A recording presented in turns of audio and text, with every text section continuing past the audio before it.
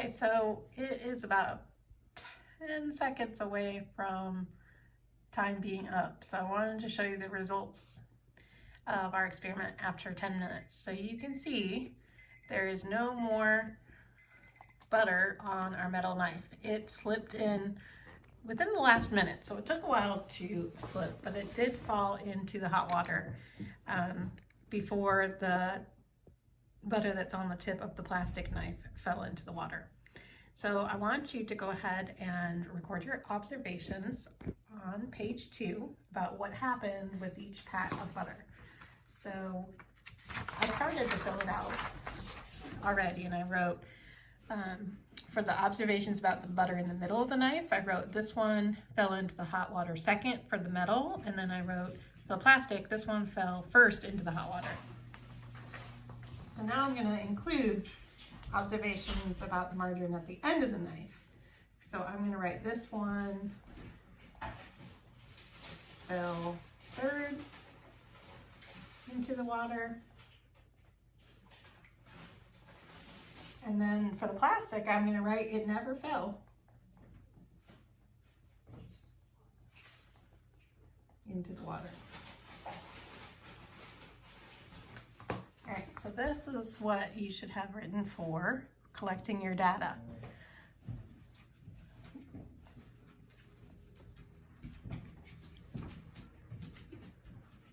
Okay, so it never fell into the water is what I wrote for the tip of the margarine. And the metal one, it fell third into the water, the one that was at the tip.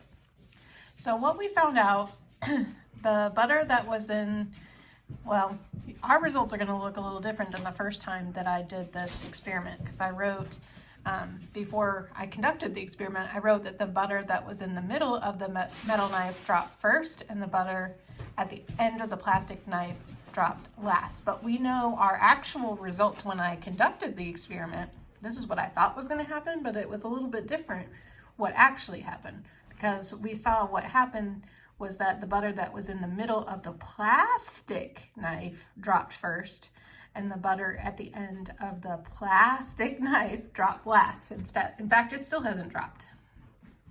And then I wrote a conclusion. My hypothesis was correct.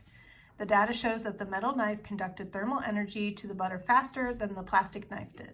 You can see that the heat traveled from the hot water to the very tip of the knife faster than it did with the plastic knife. So again, if you look at this illustration, that happened faster because the knife material was a conductor of heat energy, which was metal. Hope you enjoyed this experiment. And remember that metal is a conductor, plastic is an insulator, and if something is touching heating, that is called conduction. Wrigley. There's Wrigley, my puppy dog. He is my science helper today. Hope you enjoyed. Bye.